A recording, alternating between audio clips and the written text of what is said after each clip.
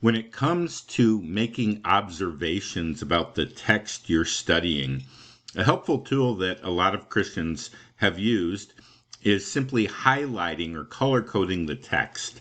If you've ever had a precepts class, they have you get your different colored pencils and make different marks on various things in the text. Every time you see Jesus, put a cross by it. Every time you see a reference to the kingship or the lordship of Jesus, draw a crown. Underline words with a green pencil or a blue pencil. So that's what we're going to do with the book of Jude.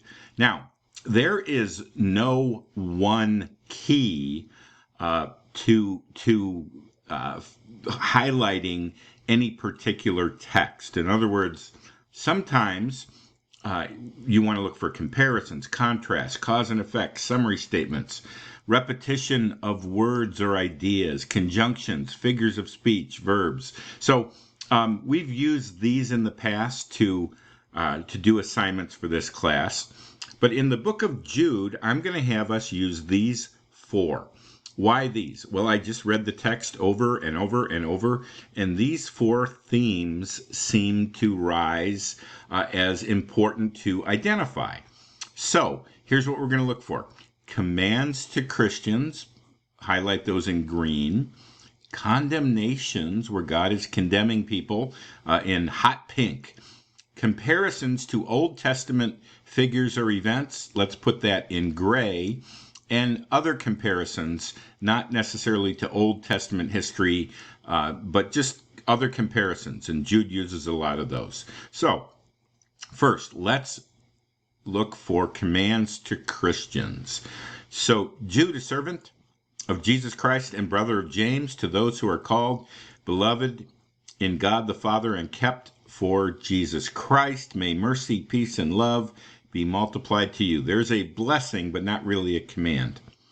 Beloved, although I was very eager to write to you about our common salvation, I found it necessary to write, appealing to you to contend for the faith that was once for all delivered to the saints. So he's writing for us to contend for the faith, and that is a command. So let's go up here to the highlight box. We're going to click on green, and all you need to do is highlight the verb contend. Now, little hint, there are no commands through the majority of the letter until the very end, where I find 10 verbs at the end.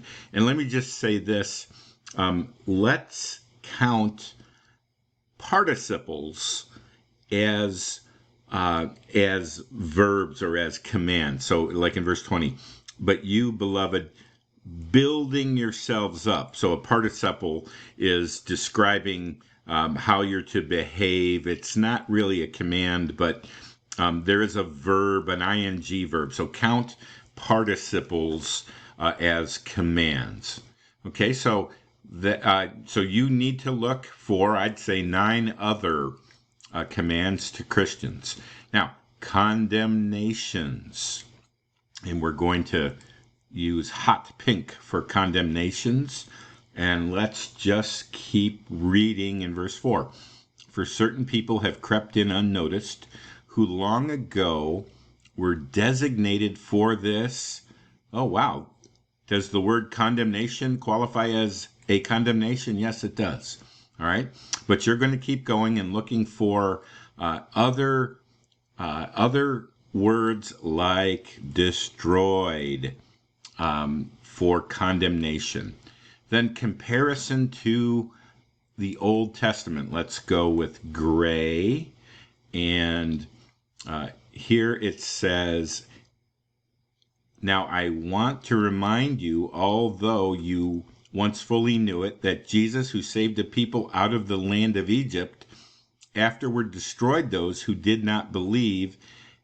So here we have Egypt is a reference to the Old Testament. And the angels who did not stay with their own position of authority but left their proper dwelling. Now, that is not a specific Old Testament reference, but it's Old Testament history. So let's include angels as an Old Testament comparison. Okay, so find all the Old Testament references, and then there's not only comparisons to things going on in the Old Testament, but let's just look for other comparisons. So a lot of these are concentrated around verse 12.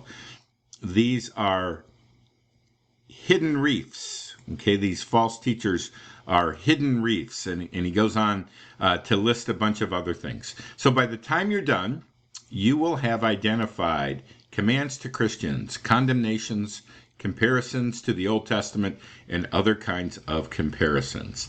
And you should have fun with that.